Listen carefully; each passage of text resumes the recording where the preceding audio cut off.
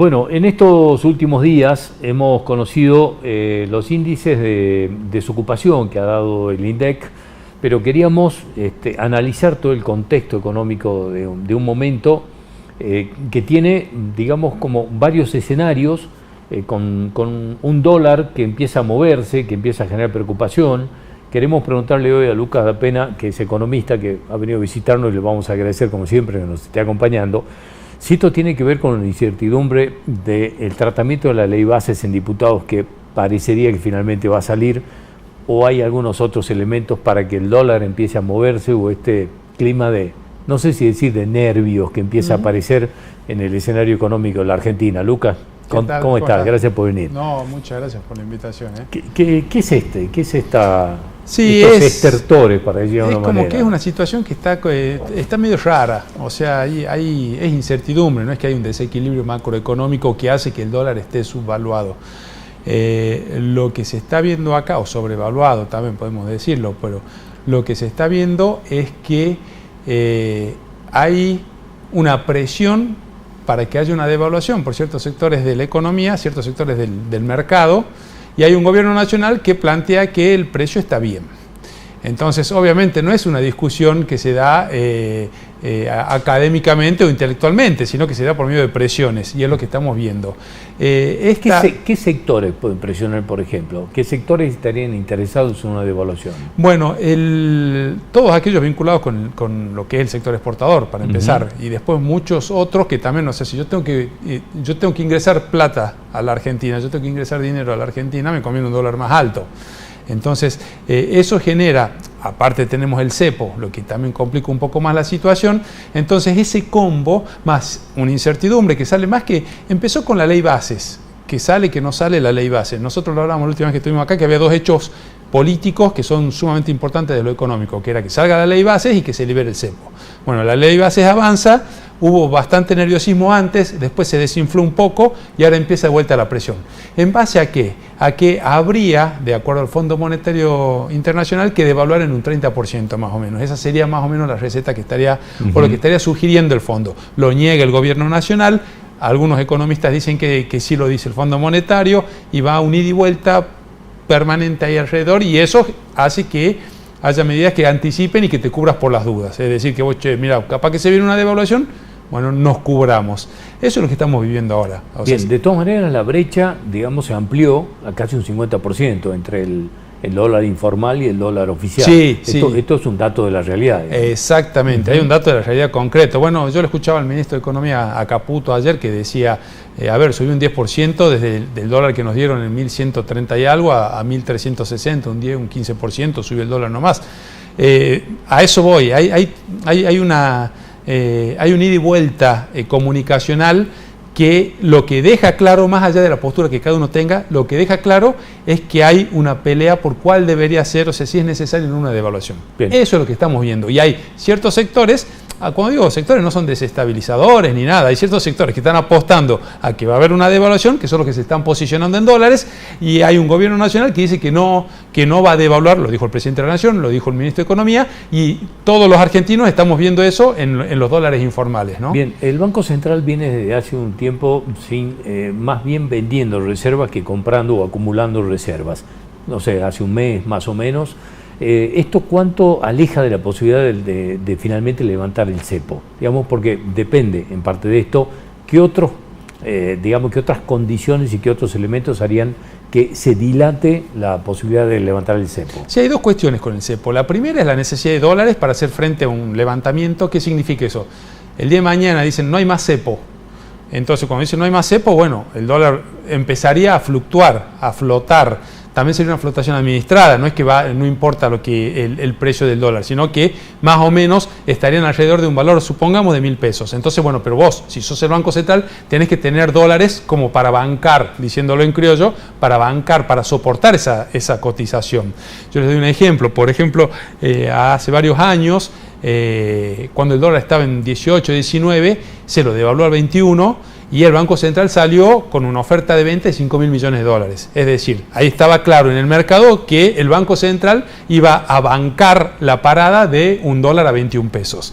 Ahora no tienen 5.000 millones de dólares, ahora no tienen nada. Esto era una oferta en firme, una oferta de venta en firme. Entonces el mercado dice, quiere decir el Banco Central, compren todos los dólares que quieran a 21 pesos. Bueno, hoy en día no hay dólares para soportar eso. Entonces, ¿qué es lo que vemos? Por un lado, toda una discusión teórica, si se puede o no se puede. Y por otro lado, la cuestión real. No hay gobierno que no se lo haya llevado puesto una corrida cambiaria.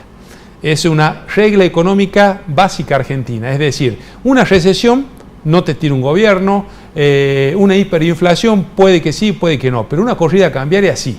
Es decir, un dólar desbocado te complica políticamente todo. Entonces yo creo que hay cierta cautela, cierto conservadurismo por parte del gobierno nacional de decir, más allá de la expectativa del mercado, de decir, todavía no estamos, porque podemos discutir, pero después si lo devaluamos, a los que se llevan puestos es a nosotros.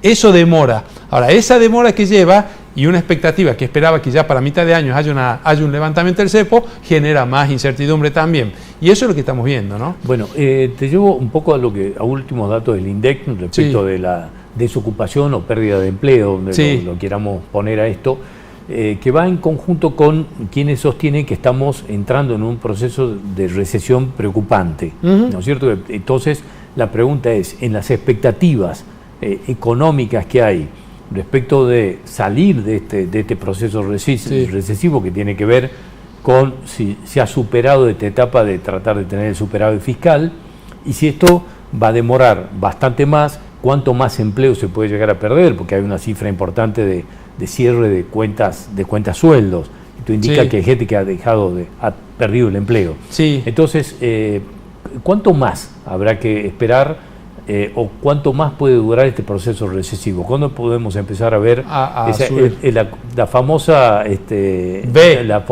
o si va a ser una N, que es la otra variante? No, lo que estamos viendo, primero que todo, ya estamos en una recesión, hubo una caída del PBI. ¿Qué es el PBI? Es el volumen de la economía argentina, de un 5% en el primer trimestre, es decir, la economía cayó, se achicó un 5%, es decir, que si antes la economía argentina movía 100 pesos, ahora mueve 95, eso es un pésimo dato.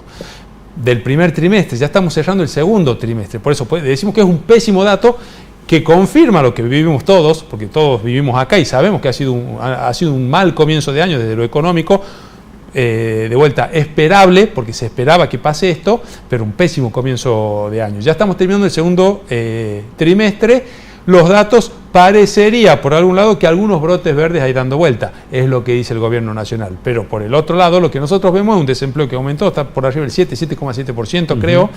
Lo mismo yo le digo a la gente, el número de desempleo es un número bastante manejado, porque hay cierta asistencia social que se computa como trabajador. El monotributista, de vuelta, el monotributista es alguien que vive changa, no es el médico neurocirujano que le factura a 10 clínicas, por eso no es ni monotributista. O sea, el monotributista es el que vive changas y que más o menos le encontró la vuelta y va para adelante. Y si no, los profesionales también que están más o menos tratando de pelearla. Entonces, ¿qué quiero decir con esto?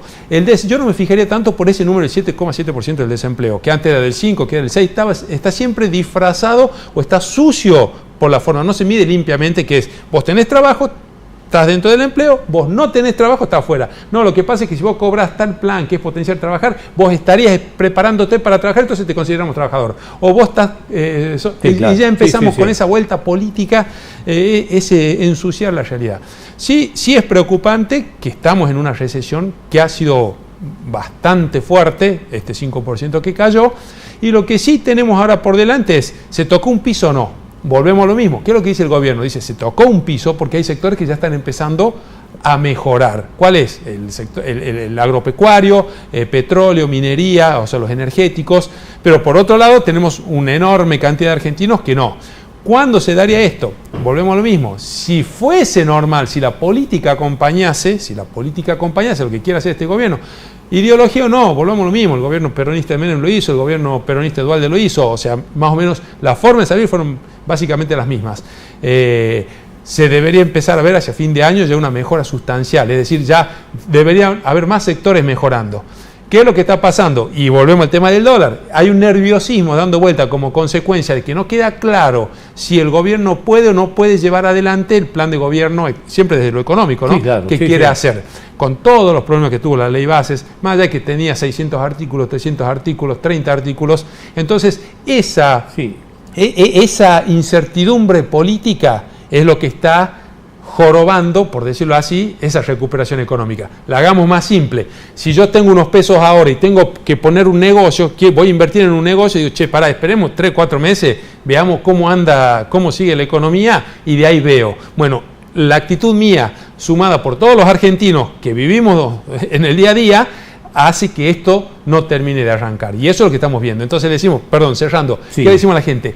La incertidumbre política es la que está pegando de lleno en la recuperación económica. Esta demora en la ley bases, esta complicación con el dólar, que a la vez complica una potencial salida del cepo, es lo que estamos viendo en el día a día nosotros. Esto extendió ese tiempo durísimo que se anunciaba cuando asumió Milei. Decíamos que lo que decían, van a ser 6 meses durísimos de un ajuste como el que no se vio nunca.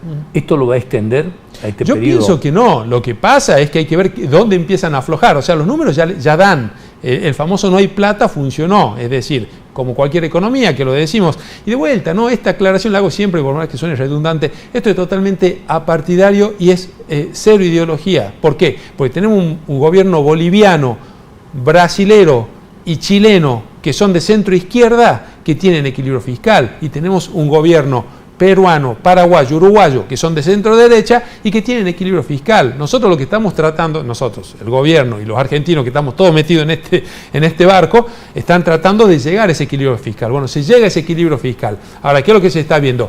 Todo este ruido político dice, che, pero ¿le va a salir o no le va a salir? Y bueno, y esa cautela es lo que demora cualquier tipo de recuperación que pueda haber dando vuelta, ¿no? Lucas, como siempre, gracias por venir, por ayudarnos a entender un poco más estos panoramas complicados. No, por favor, muchas gracias a vos por la invitación. Hasta cualquier momento. Muchas gracias, muy amable.